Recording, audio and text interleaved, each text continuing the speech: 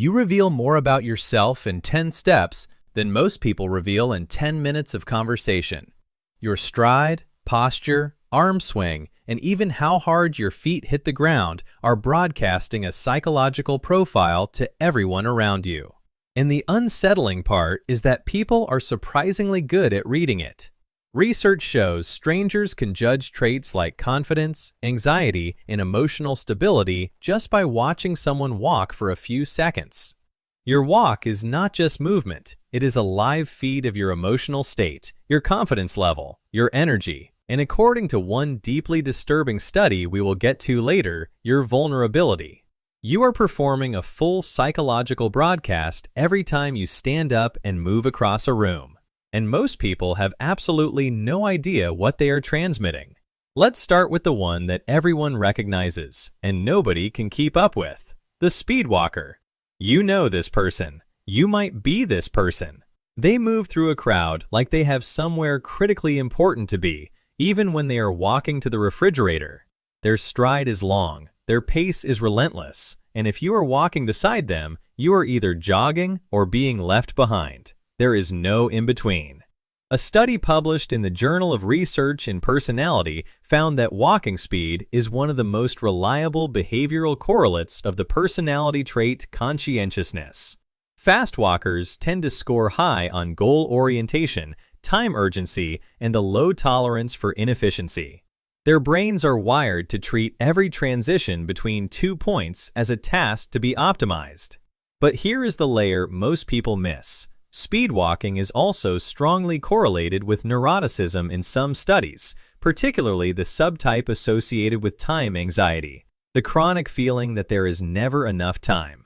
The fast walker is not always rushing because they are disciplined. Sometimes they are rushing because slowing down feels psychologically dangerous, as if falling behind an invisible schedule will result in consequences their brain cannot quite articulate but absolutely believes are real. There is also a physiological signature. Research from the University of Pittsburgh, tracking thousands of adults over multiple years, found that habitual walking speed is one of the strongest predictors of overall life expectancy, with faster walkers living significantly longer on average. The researchers believe this reflects underlying cardiovascular and neurological health rather than speed itself being protective. Your walking pace is a window into how much energy your body has available to spend, and that energy reserve correlates with how long the system keeps running. Now, the opposite end of the spectrum, the slow stroller. This person treats every sidewalk like a vineyard tour. They drift, they meander, they seem completely unaware that anyone behind them might have a destination, a deadline, or a slowly building urge to commit a minor crime. But before you judge the stroller too harshly, the psychology is more complex than laziness.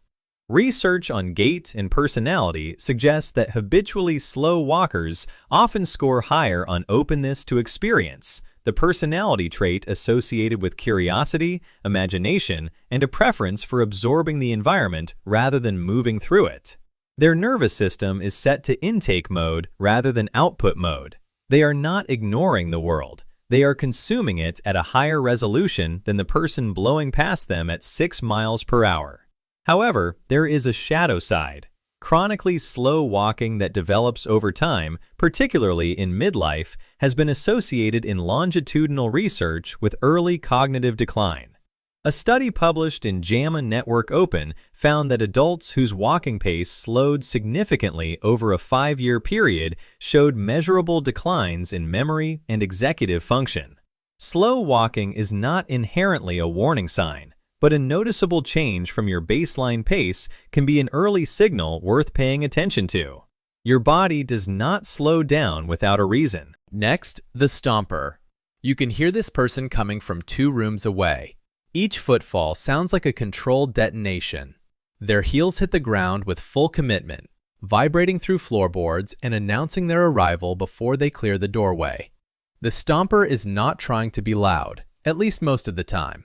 Heavy foot strikes typically indicate high muscle activation in the posterior chain, the glutes, hamstrings, and calves firing with more force than the task strictly requires.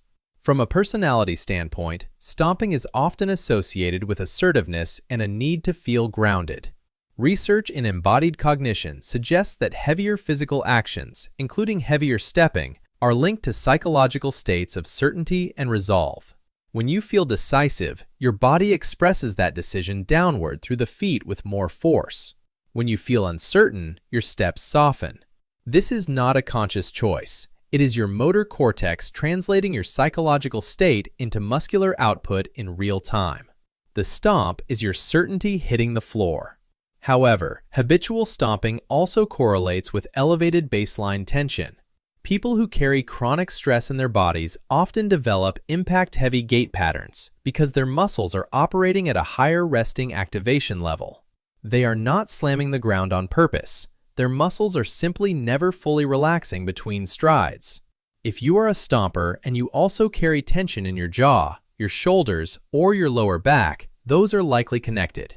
Your whole system is running at a higher idle speed than it needs to. Now, the glider. This person moves like their feet are barely making contact with the surface. There is almost no vertical bounce in their stride. Their head stays level. Their shoulders stay quiet. They seem to flow through space rather than push through it. The glide is a biomechanically efficient gait pattern. Most of the energy in their stride is directed forward rather than upward, which means less wasted force, less joint impact, and less muscular fatigue per step. Elite distance runners and trained martial artists often exhibit this kind of movement economy, where the body has learned to eliminate unnecessary motion. Psychologically, the glider tends to project calm control. A study in the journal Emotion found that observers consistently rated smooth, low-bounce walkers as more emotionally stable and composed, even when those walkers reported average or below-average emotional stability in self-assessments. This is an important disconnect. The glide communicates composure whether or not the person actually feels composed. It is one of the few walking styles where the signal can significantly diverge from the internal state. If you are a natural glider, you are carrying a built-in social advantage. People assume you are more in control than you might be, and because people treat you as if you are composed, you often end up behaving more composedly. The gait creates the feedback loop. Now we need to talk about what your arms are doing, because your legs are only telling half the story. If you walk with a full natural arm swing, elbows slightly bent, arms moving in opposition to your legs, you are displaying what researchers call an open kinetic chain. This is the biomechanical default. Your arms swing to counterbalance the rotation of your hips and conserve angular momentum. But socially, it reads as something much more specific. A full arm swing signals confidence, physical comfort, and a willingness to occupy space. People who swing their arms freely are consistently rated in perception studies as more approachable, more dominant, and more physically capable than people who restrict their arm movement. Now contrast this with the person who walks with their hands buried in their pockets. Restricting the arms fundamentally changes the biomechanics of the gait. Without the counterbalance, the torso has to work harder to stabilize, creating a subtle stiffness in the upper body. Socially, the signal shifts dramatically. Hands in pockets reads as self-protective, guarded, or introspective depending on context. Research on nonverbal behavior suggests that people unconsciously restrict arm swing when they feel socially exposed, uncomfortable in their environment, or psychologically withdrawn. It is a self-soothing posture. The hands are seeking enclosure the same way crossing your arms does, but in motion. This does not mean everyone with hands in their pockets is anxious. Cold weather exists. But if you default to pocketed hands even in comfortable conditions, your body may be expressing a level of guardedness that your conscious mind has not acknowledged. Then there is the modern epidemic, the phone walker. Head tilted forward roughly 30 to 45 degrees. Pace reduced by an average of 10%.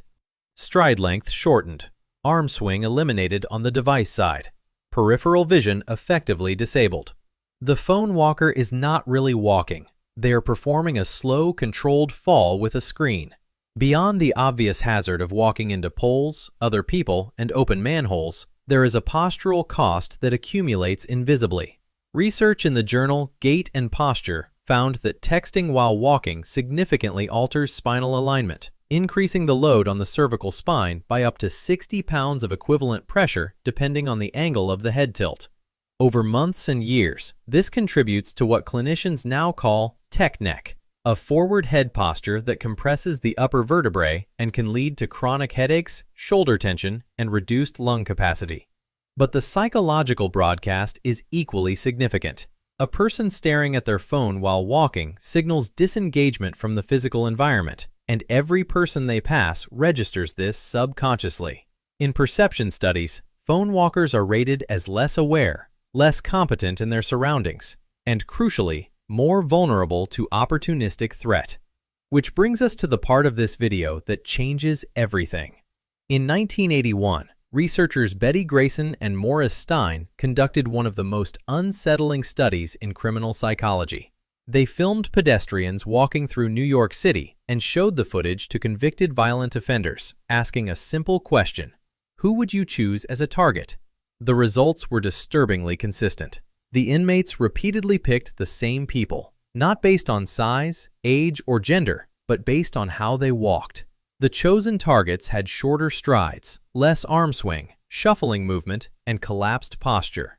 The people ignored as targets moved with longer strides, upright posture, fluid arm swing, and coordinated movement. And the most disturbing part? Predators made these judgments in under 7 seconds. They were not judging strength. They were judging awareness and confidence. Your walk is not just signaling personality. It is signaling vulnerability. But here is what makes this different from every other body trait on this channel. Your walk can change. Research in embodied cognition shows the connection works both ways. Your mood affects your walk, but your walk also affects your mood. In one study, participants guided into a more upright, energetic walking style reported higher mood and energy levels afterward, without even knowing posture was being tested. Their body changed their brain automatically. That means you are not stuck with the signal your body currently broadcasts. Straightening your posture, lengthening your stride, lifting your head, and freeing your arms from your pockets can change not only how people perceive you, but how your own nervous system feels internally. You are editing the signal and the emotion at the same time. So the next time you walk outside, pay attention. Notice your posture, your stride, your pace, and where your eyes are focused.